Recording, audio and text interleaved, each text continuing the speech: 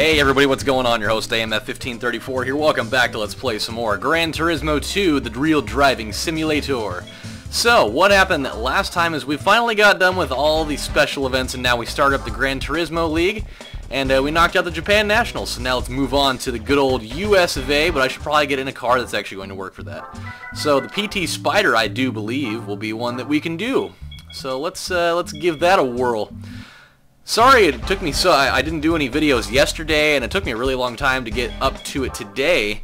I've been pretty much slammed ever since like 11 this morning. I didn't even go to bed until like 5 this morning, like 5:30 or so. I was over at my friend's house playing Monopoly, and we had like a 4-hour game going on, and we haven't even finished it yet. We were and like it shouldn't even have been anywhere near that long. Like I should have lost a long I should have lost within the first hour, because like the way it started off was like he had a monopoly on Boardwalk, Park Place, and then like the light blue ones like the Connecticut Avenue, Oriental, and I don't remember what the other one is, like Vermont I think it is. So he had a full monopoly on those two sets of properties within the first like few times around the board. Like it was so stupid.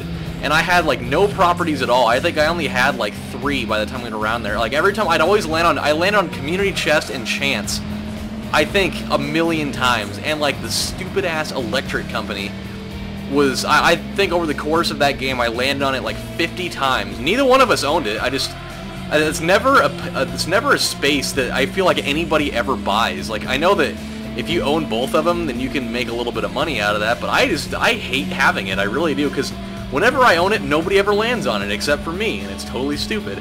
So it got to the point where he ended up having hotels on both Boardwalk and Park Place, and those other 3 light blue numbers. Oh crap, that is really bad. That could not. Ooh, whoa. Okay, well he just popped us right back into gear there. That was really weird.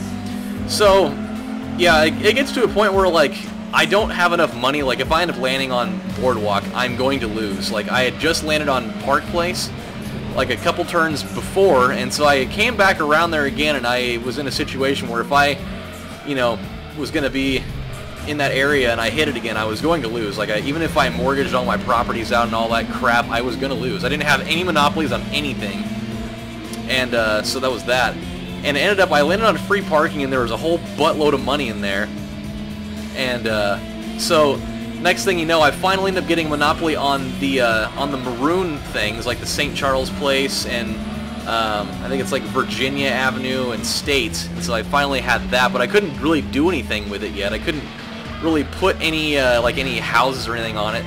And that was the only monopoly I had. I mean, I had 2 of the red ones, and I had like 1 of the yellow ones, and I had 3 of the railroads, and then I had 2 of the green ones. And I could never land on that last space, but it finally got to the point where I picked up the last green one, and so at that point I then had 2 monopolies going on. But he literally had a monopoly on over a quarter of the board. So it got to like he had like $9,000 on him in like just like the 500s or whatever. And but by the time it ended, like I staved off dying just long enough to where I was able to kind of right the ship a little bit. Oh no, don't spin out. Keep going. There we go. But yeah, I was able to get to the point where like by the time we stopped at like 4 something in the morning, he had $8,500 and I had $5,800. Like I have evened the game out enough to where I might even have a chance of winning, but I feel like all my luck's gonna run out. Like there's no way that I'd be able to have another full game of me completely being able to avoid hitting every one of his hotel spots. There's just no way. And so after we decided to hang it up and like finish it up later, we started getting into the weird side of YouTube, and we started watching like UFO videos where there's a couple of them, and I'm like, a Ford Puma and a Ford Ka. I'm not gonna drive either of those things, but we started getting into the weird part of that stuff, and there's only like 2 videos that genuinely make me kind of weirded out by the whole scenario, and like one of them is like the UFO sighting that was over like Jerusalem like 2 years ago, I think, and just like you can see it like whatever it is, it like hovers down like right on top of like one of the synagogues or whatever, and then all of a sudden it just like shoots away like at like 1,000,000 miles an hour. Like you can just see it kind of like blink out of the picture. You know, I kind of want to stick with this spider. I feel like we can win with that. I'm gonna keep going with it. This is something that it has good enough handling that we might be okay to deal with it. But there is that one, and it's really creepy. And there's a number of different angles that you can see it at, and it's really creepy. And then the other one was like back in like 1997. This guy called in. I'm trying to remember the name of the radio show. I think it was called like the Art Bell Show. Oh, there's another dude that has a PT Spider in there. What a douche. He would have the same car as me. There's Dodge Stratuses everywhere in here. Yikes. So, it's like this guy that apparently used to work for Area 51. He called into the Art Bell Show, and he was just freaking the hell out. Like, you can look it up on YouTube. I think it's called Art Bell Show, the Frantic Caller, I think is what it's called. And, it's this guy that called in pretty much saying it was like a guy that had been discharged from Area 51 on, like, a medical discharge or whatever, and so he was talking about how like the government knows about, you know, aliens, and you know they know that it's going to end up being like a hostile engagement, and that, you know, there's places that they could start moving the population to that are safe from this type of stuff, but they're not doing it, and they want to try to you know, bundle all the people together so that, you know, the major population centers of the world can get wiped out so that the remaining population is more easily controllable and all this stuff. Like, I'm not saying that I necessarily believe it, but like it really makes you uncomfortable listening to it, because it sounds really genuine. It's the type of thing that it's the way that the entire thing is put off. It sounds way too genuine to be, you know, totally faked or whatever. But I don't know. I'm still on the fence on whether I believe that type of thing or not. There's always a possibility of it, but you know, there's this. I don't know, though. You see way too many like staged things about it that just make you want to like not believe it. But you know, there's that whole thing, and there's really a really intriguing documentary about UFOs that Dan Aykroyd is in, of all people. Went from Ghostbusters to talking about aliens. It's very similar, I suppose. But yeah, so there's that. So you know, I ended up driving home at like 5:30 in the morning, and I was just like, it's kind of like when you start watching like ghost videos, you start getting all paranoid that you're going to start seeing things on the way home, and so like your mind starts running away with you. You think that like any small movement by anything is just like, oh my god, I think I saw something, and you're like, wait, no, I'm just really tired, so I feel like an idiot for thinking that now. But the most fun part of my day so far, if you could call it that, was so we've been thinking. Like, it's my dad's birthday in like a little under a month, and so we figured, you know, for his birthday we're gonna get him a new barbecue, and so we already paid for it, and so we decided to go to the store and pick it up today while he was at work, and so we were just gonna bring it back, and then we were gonna, you know, build it in the backyard, and then everything would be all hunky-dory, and he'd come home and be like, oh my god, look at that, it's all cool and everything. Problem is, we go and we get it, and we didn't realize how large it was. Like, we figured it'd be one that we could put it in the trunk of the car, and it would be good to go. You know, no harm, no foul, because I have a really large trunk on my car, and it should have been pretty easy. But instead, we couldn't fit it in there, and so I called my friend Matt, because his dad has a bunch of work trucks. I was like, hey, do you think you could help us out? Because we can't fit this barbecue into the trunk of my car.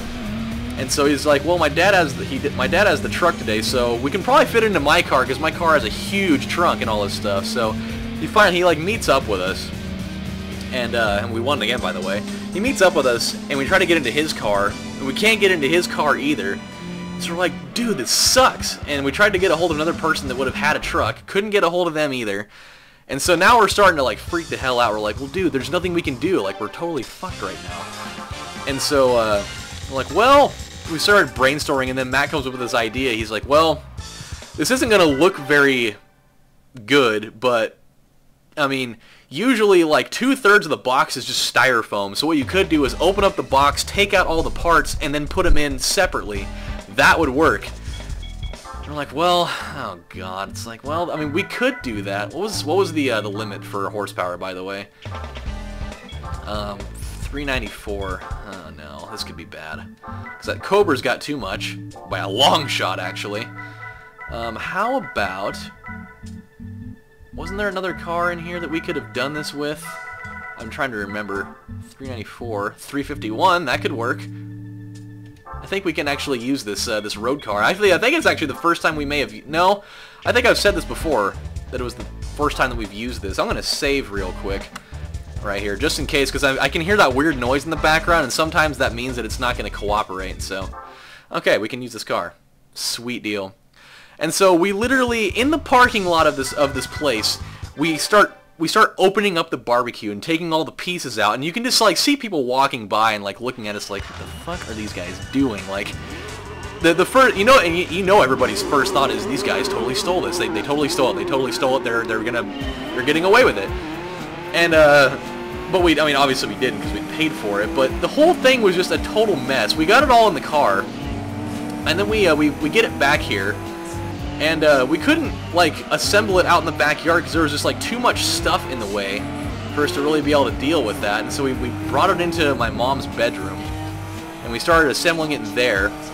And, like, we didn't know what time he was going to be home from work, so we had, like, 1 hour to do it. Neither one of us have ever assembled one of these before, and, like, the manuals for these things are always so, like, ass backwards, and they give you these weird-ass isometric diagrams for everything, and you're just like... I don't even know if this looks right. Does that look right to you? I don't even know. Are we using the right pieces for this? I don't know, because they all look the same, and you never even know. And they're all in, like, these blister packs, and they've got weird coding on them that it's all, like, half of it's in Spanish. And we don't read Spanish, and so we're like, what the hell?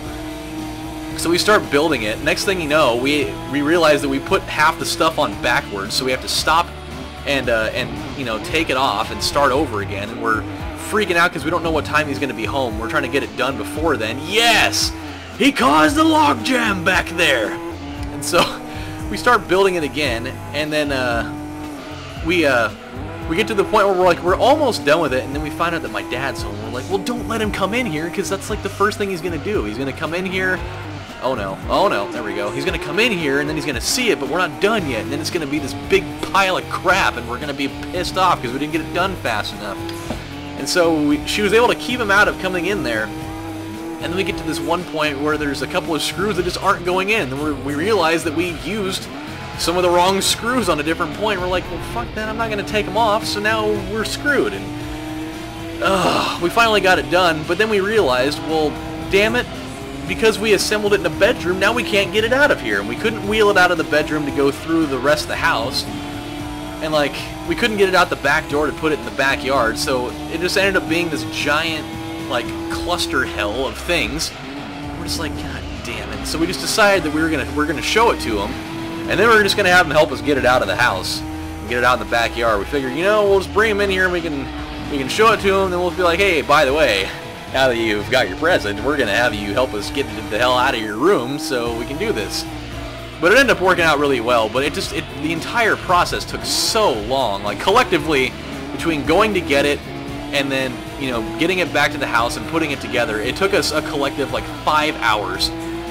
So, it was just, oh, so outrageous. But, it could have been worse. It really could have been. I mean, we could have not even got it back to the house in time. So, I mean, as totally backwards as the process was, it wasn't too bad. I mean, we got it all done. So, in the midst of me, you know, over the course of 12 hours playing Monopoly and having that going on forever, and then, you know, having a weird discussion about aliens, and then getting, like, no sleep, and then, you know, waking up out of the blue and having to go do a bunch of errands, and then going to get that, and then I've had a really long ass day. I need a beer like now, and by one beer I mean I need to do like a wizard staff now. For those of you that don't know what a wizard staff is, you pretty much start drinking beer, like canned beer, and you start, whenever you get done with one, you put it up, you start stacking them on top of each other, and you can't stop until you've reached your height in beer. So for me, that would be really bad because I'm really tall, so I'd be like totally wasted. But at this point, I don't work tomorrow, so I wouldn't even care. Ooh, I love that car. I mean, we probably don't need it for a while, but all right, guys. So just everything. It's been a day, so to speak. So when we come back next time on Let's Play Gran Turismo 2, that was actually really easy. As much as I hate Laguna Seca, that actually went over really well. So French Nationals is on Tahiti Road, which is pretty easy. UK is on Trial Mountain. God, go figure. You know, I'm thinking, personally, And I don't really mean to throw you guys under the bus on this, but we might do an endurance race. We've only done 2, and I know they're kind of a pain, but we could probably do like the Seattle circuit. That one's not very long, or it's not as long as some of the other ones, so I think we'll do that one when we come back. We'll get that all started up. It's a 591. We've got a couple of cars we can do that with, so I'm going to go get a beer, and I think my dad was actually making steaks on that new barbecue, so I'm pretty excited for that.